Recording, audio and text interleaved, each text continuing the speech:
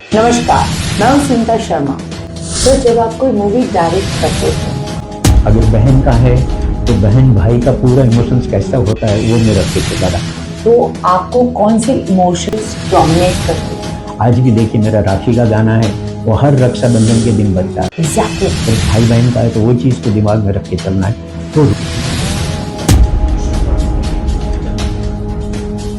तो film line में मैं मेरी कोई पहचान थी, बचपन से ही मेरे को प्ले का शौक था, राइटिंग का शौक था, और यही शौक मेरे को स्कूल में भी गया तभी भी मैंने किया। फिर कॉलेज लाइफ में मैंने बहुत प्ले किए। गाने लिखना तो बंद करो और दूसरों के भी रखो। तो इसके बाद मैंने प्रॉमिस किया कि आज के बाद मैं गाने नहीं लिखूंगा, और मैंने उसके बाद कभी गाने नहीं लिखे। वो एक ही फिल्म में मैंने गाने लिखे थे, लता जी ने भी गाए वो गाने, शाफी भी गाए, काफी सुपर हिट सॉन्ग। मैं एक ही डायरेक्टर जिसके साथ 3 फिल्म की, नाना ने 3 फिल्म की, अमित जी ने मेरे साथ 2 फिल्में की। बाकी मोस्टली सब दादा मुनि, शशिकला जी, शबाना जी, माधुरी, डिम्पल जी, मोस्टली मतलब लिस्ट में तो टीना साहब, राज बब्बर जी, विलन में सोचिए सब, अमरीश पुरी जी से लेके, शक्ति कपूर जी लेके, प्रेम चोपड़ा जी से लेके, और लास्ट में प्राण साहब ने लास्ट फिल्म मेरे साथ की। उसके बाद उन्होंने फिल्म नहीं। नमस्कार, मैं हूं Sunita Sharma. RMC news network में अनटोल्ड स्टोरी जो हमारा प्रोग्राम है, उसमें आज हम आपको मिला रहे हैं एक ऐसे खास शख्सियत से जो 80s और 90s में ऐसी मूवीज बनाते थे जो पैट्रियटिज्म, इंजस्टिस और सोशल इश्यूज के ऊपर हुआ करती थी। उनकी उतनी ही दमदार मूवीज जो उसी समय बनी, उसके बाद आज अलग चैप्टर की मूवीज बन रही हैं। उनकी मूवी में हमेशा एक मैसेज हुआ करता था। उनकी मूवी एक एक सोसाइटी के इश्यूज के ऊपर हुआ करती थी। बहुत दमदार एक्टिंग, बहुत दमदार एक्टर्स के साथ उन्होंने अपने काम किए हैं। अमिताभ बच्चन जी, नाना पाटेकर साहब, राजकुमार जी, बहुत सारी फिल्में की उन्होंने, हिंदी भी और गुजराती भी। आइए मिलाते हैं हम आपको मिस्टर मेहुल कुमार के साथ।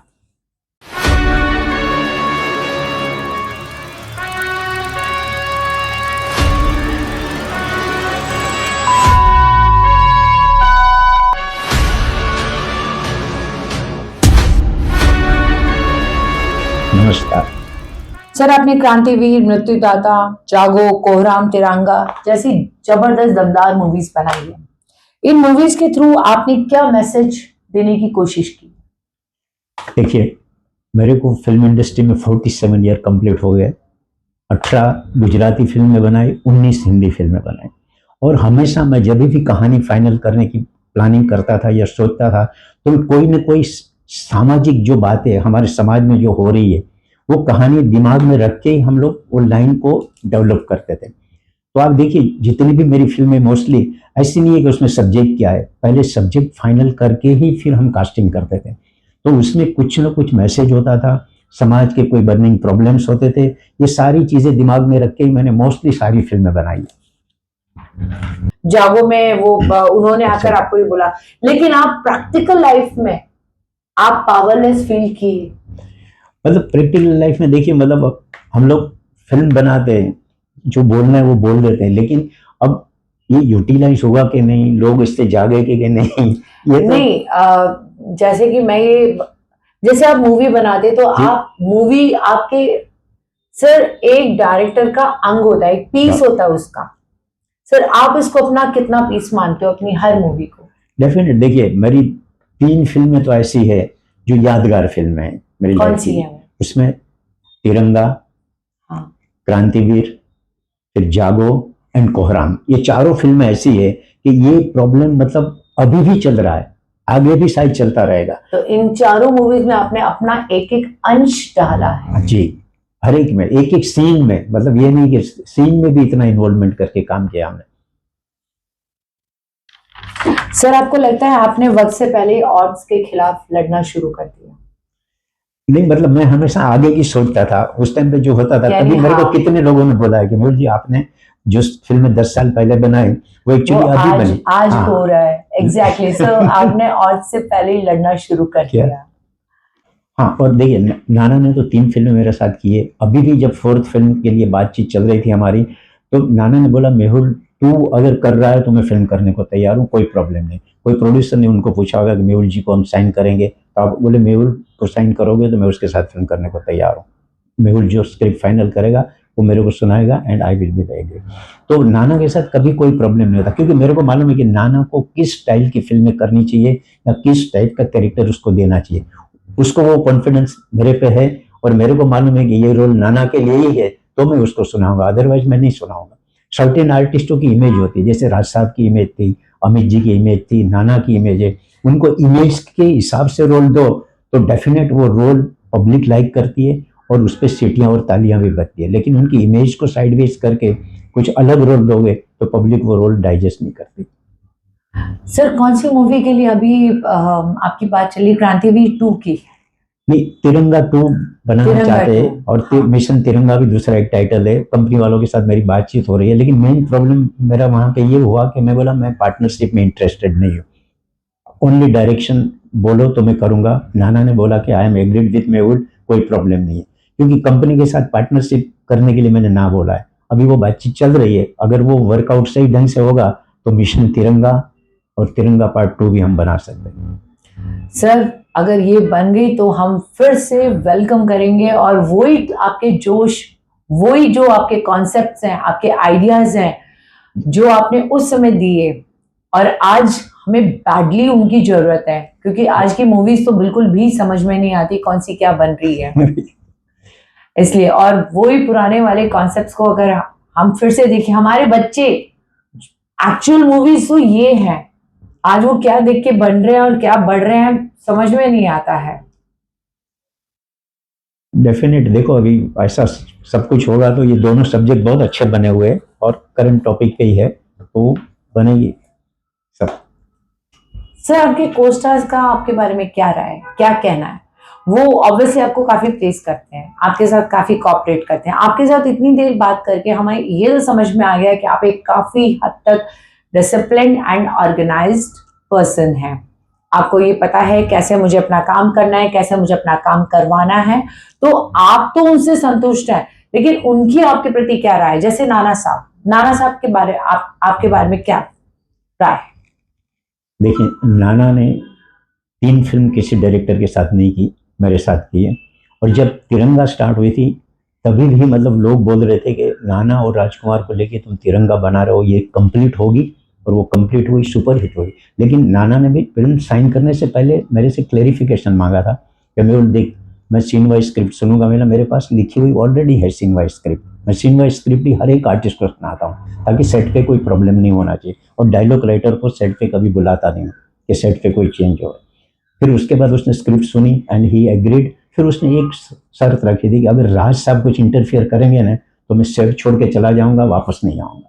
मैं बोला राज साहब कोई इंटरफियर नहीं करते, राज साहब की मेरी 3rd फिल्म है, इसके पहले भी मेरे साथ 2 फिल्में कर चुके। तो मेन मैंने देखा ना कि आर्टिस्टों को आप अगर सीन वाइज स्क्रिप्ट सुना दो और उस टाइम पे क्लेरिफिकेशन कर लो कि सर आपको इसमें कुछ भी गड़बड़ लगती है तो हम अभी डिस्कस कर सकते हैं, सेट पे कोई डिस्कस नहीं करेंगे।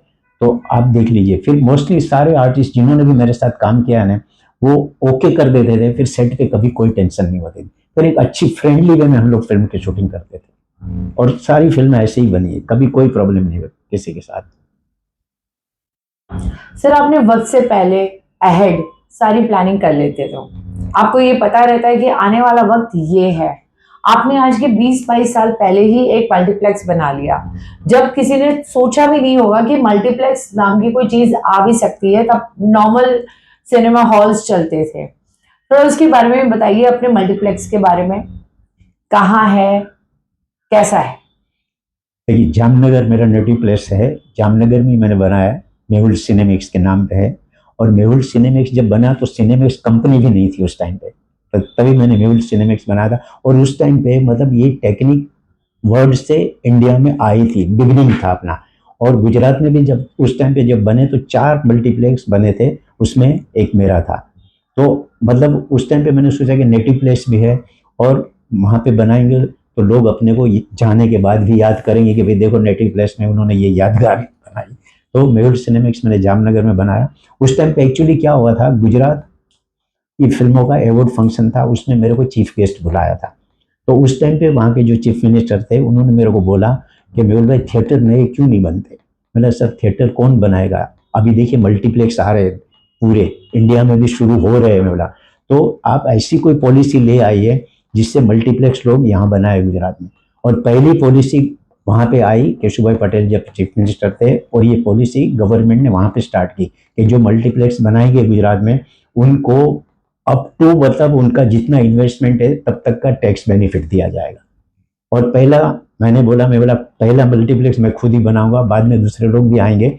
और इस तरह से वो स्टार्ट हुआ। बाद में वो पॉलिसी दूसरे स्टेट में भी आई और बाद में धीरे धीरे हर जगह बने। उस टाइम पे पीवीआर भी नहीं थे, आइनॉक्स भी नहीं थे, कुछ नहीं था। उस टाइम पे सिंगल लोगों ने मल्टीप्लेक्स बनाए थे। तो वो मल्टीप्लेक्स की बिगनिंग उस टाइम पे हुई थी। आज 22 साल हो गए उसको, आज भी है। तो पीसफुली चल रहा है वो, हम लोग देख रहे हैं कुछ भी होता है। तो फिर अभी वापस रिनोवेशन भी किया मैंने कंप्लीट फिर से।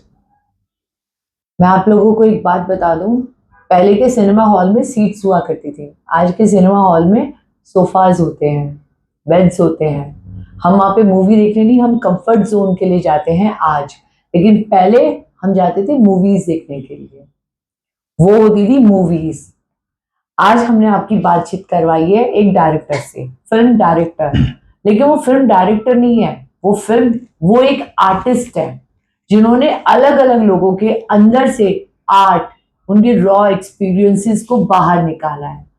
फिल्म डायरेक्टर एक डायरेक्टर ही नहीं होता है, बेसिकली वो एक आर्टिस्ट होता है और वो एक्सपीरियंसेस को बाहर निकालता है और उसके बाद में वो एक ह्यूमन बीइंग भी होते हैं। हम लोग ये सब कुछ भूल जाते हैं, हमें सिर्फ याद रह जाता है एक director. Thank you sir, thank you very much, बहुत बहुत धन्यवाद आपका।